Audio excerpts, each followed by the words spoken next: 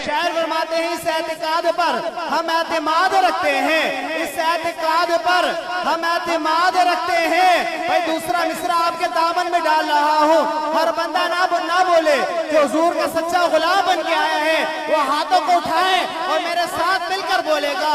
भाई शायर फरमा रहे हैं इस एतिकाद पर हम एतमाद रखते हैं कि हुजूर अपने गुलामों को याद रखते हैं,